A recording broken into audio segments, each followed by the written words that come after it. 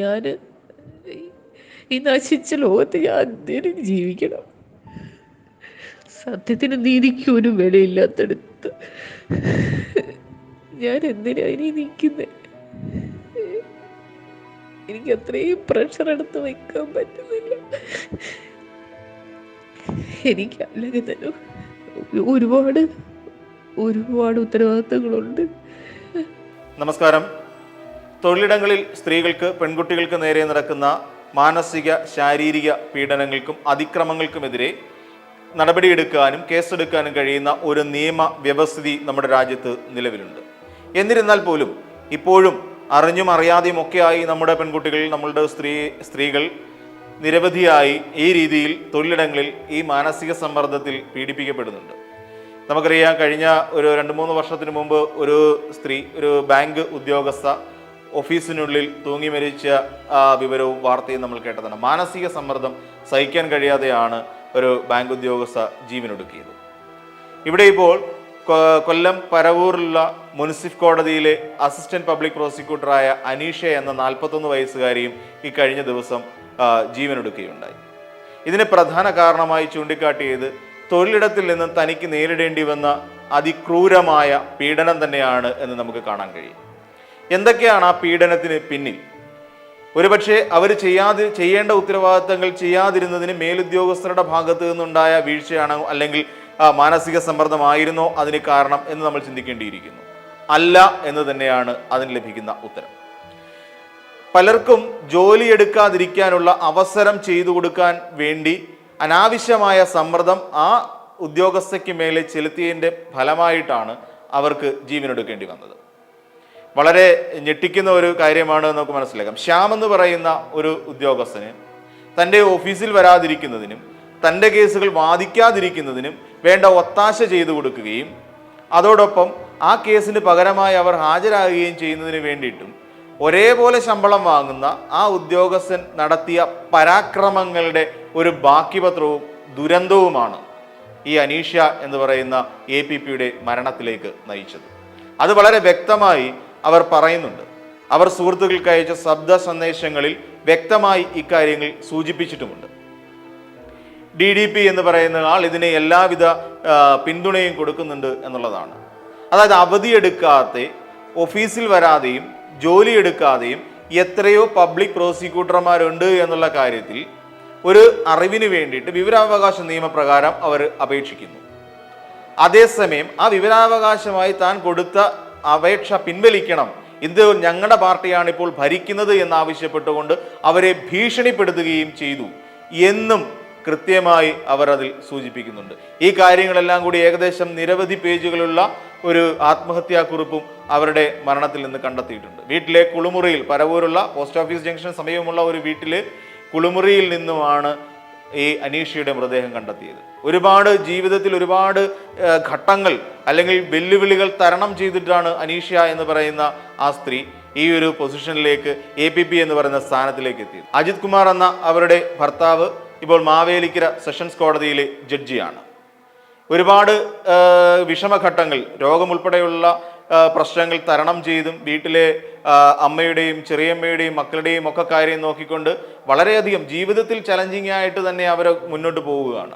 ഈ സാഹചര്യത്തിലാണ് ഓഫീസിൽ നിന്ന് പോലും, അതായത് ചെയ്തുകൊണ്ടിരിക്കുന്ന ജോലിയിൽ കൃത്യമായി ചെയ്തതുകൊണ്ട് മാത്രം അവർക്കെതിരെ നിരന്തര ഭീഷണി ഉയരുകയും ശാരീരികമായും മാനസികമായും അവരെ തകർക്കാൻ വേണ്ടിയിട്ടുള്ള ശ്രമം മേലുദ്യോഗസ്ഥരുടെയും സഹപ്രവർത്തകരുടെയും ഭാഗത്തു നിന്നുണ്ടായി.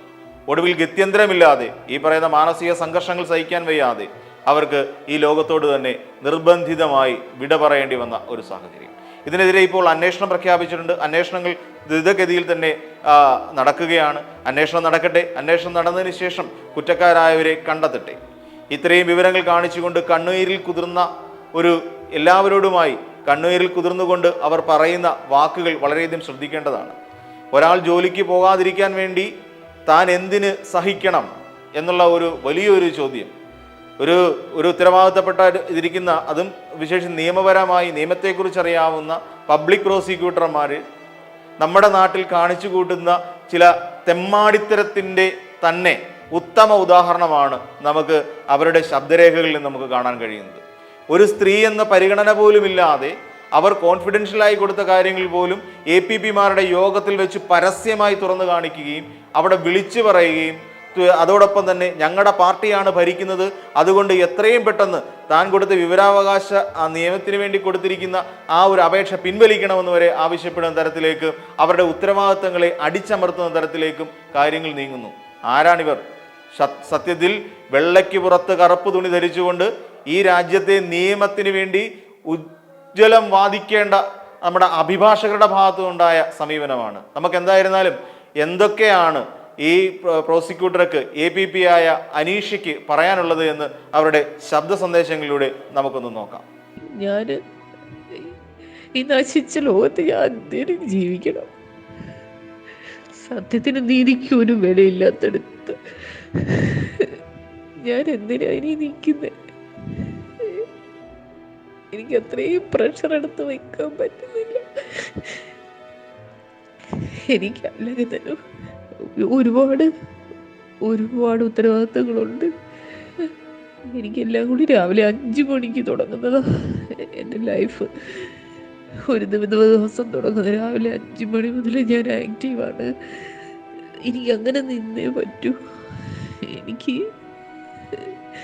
എനിക്കിത് എൻ്റെ ഭാഗത്ത് നിന്നൊരു വാക്ക് പറയാനുള്ള ചങ്കൂറ്റം ആർക്കുമില്ല.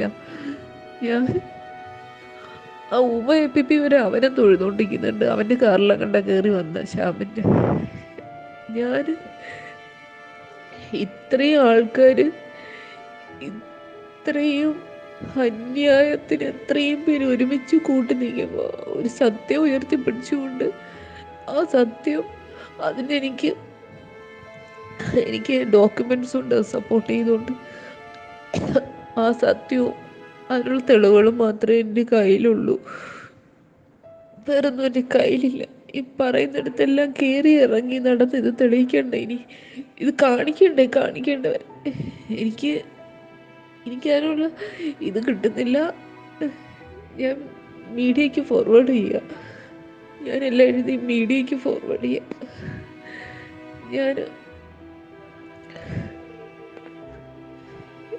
എനിക്ക് എന്താ ചെയ്യുക?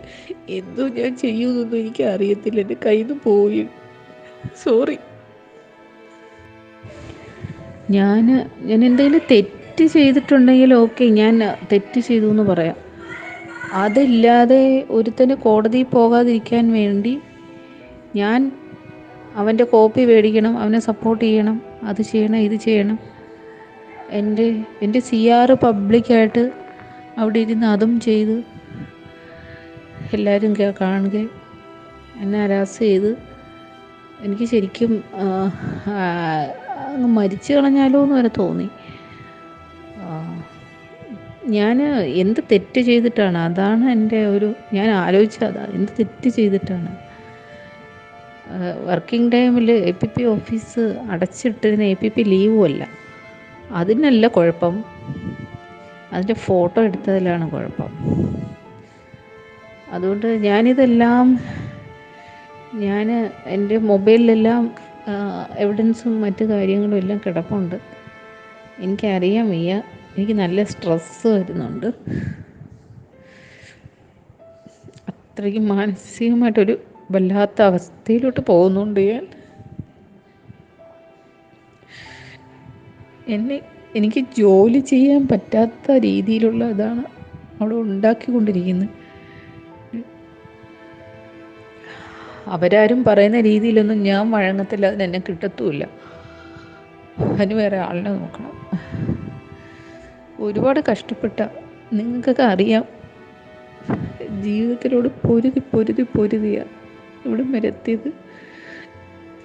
എൻ്റെ ഫാമിലിയിലൊന്നും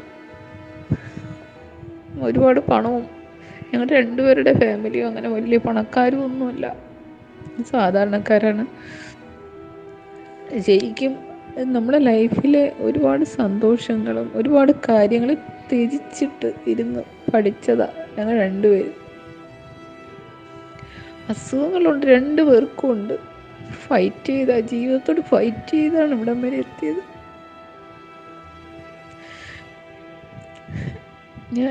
ഇന്ന് വരെ ഞാൻ സത്യത്തിനും അല്ല അനീതിക്കും സത്യത്തിനെതിരായി നിന്നിട്ടില്ല. അനീതിക്ക് വേണ്ടി ഒരിക്കലും ഞാൻ നിന്നിട്ടില്ല. ചെയ്യുന്ന കാര്യങ്ങൾ 100% ന്യായമായിരിക്കണം എന്നുള്ളൊരു ഇതുണ്ട് എനിക്ക്. ആ ഒരു വിചാരം എനിക്കുണ്ട്. മനഃപൂർവ്വം ഞാൻ ആരെയും ഉപദ്രവിക്കാൻ പോകാറില്ല. പിന്നെ എന്നെ മേക്കിട്ട് കയറാൻ വന്നു കഴിഞ്ഞാൽ എനിക്ക് പണ്ട് മനസ്സിന് നല്ല സ്ട്രോങ് ആയിരുന്നു, ഒറ്റയ്ക്ക് നിന്ന് ഫൈറ്റ് ചെയ്യുമായിരുന്നു. പക്ഷെ ഇപ്പം എന്തോ അസുഖങ്ങളും കാര്യങ്ങളും ഒക്കെ ആയിട്ട് എനിക്ക് പറ്റുന്നില്ല. ഞാനൊരു റിക്വസ്റ്റ് അയച്ച് എൻ്റെ സ്റ്റാഫിനെ തിരിച്ച് എൻ്റെ ക്രിമിനൽ ഡേയിൽ എൻ്റെ സ്റ്റാഫിനെ എടുത്ത് അപ്പുറത്തിട്ടേക്കുന്നു ജഫംസി 2-ൽ. എനിക്ക് പിന്നെ അവനെ കൊണ്ട് എന്തോ പ്രയോജനം, അല്ലെങ്കിൽ അവനെ കൊണ്ടൊരു പ്രയോജനമില്ല. അതിനൊരു റിക്വസ്റ്റ് ഇട്ടിട്ട് അതിന് ഇതുവരെ നടപടി എടുത്തിട്ടില്ല. നോൺ APP ഡേഡന്ന് ഞാൻ കോടതി കയറി വിസ്തരിച്ചിട്ടുണ്ട്. ഇന്ന് DDP പറയുക നോൺ APP ഡേഡന്ന് വരേണ്ട കാര്യമൊന്നുമില്ല എന്നുള്ള രീതിക്കാണ് പറഞ്ഞത്. ഞാൻ കോടതി കയറി വിസ്തരിച്ചിട്ടുണ്ട്. കാരണം ദൂരെ നിന്ന് വന്നൊരു സാക്ഷി അവരെ തിരിച്ചു വിട്ടു കഴിഞ്ഞാൽ അവരിനിയും വരേണ്ടി വരത്തില്ലേ? എങ്ങനെയോ അന്ന് വന്നതാ, അന്ന് പോസ്റ്റിങ് വന്നുപോയി. ഞാൻ ഒന്നും നോക്കിയില്ല, ഞാൻ പോയി വിസ്തരിച്ചു. എൻ്റെ കയ്യിലുണ്ട്, ഡയറിയുണ്ട്.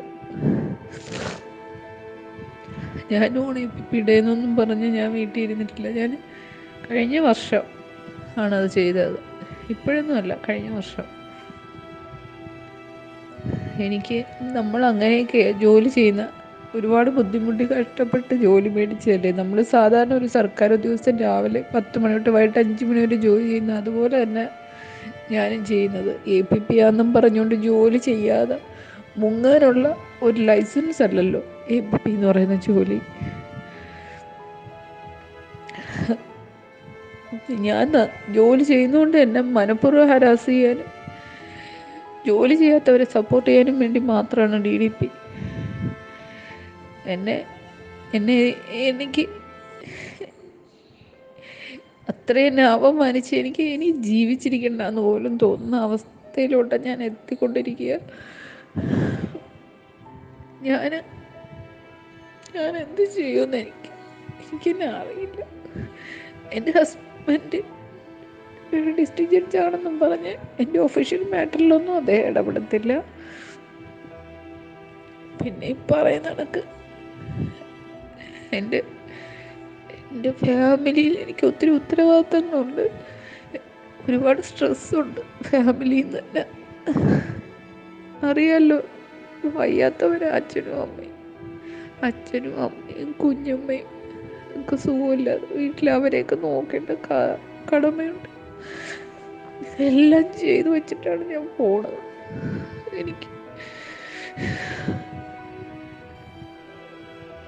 എനിക്കിനി ഒന്നും പറയാനില്ല.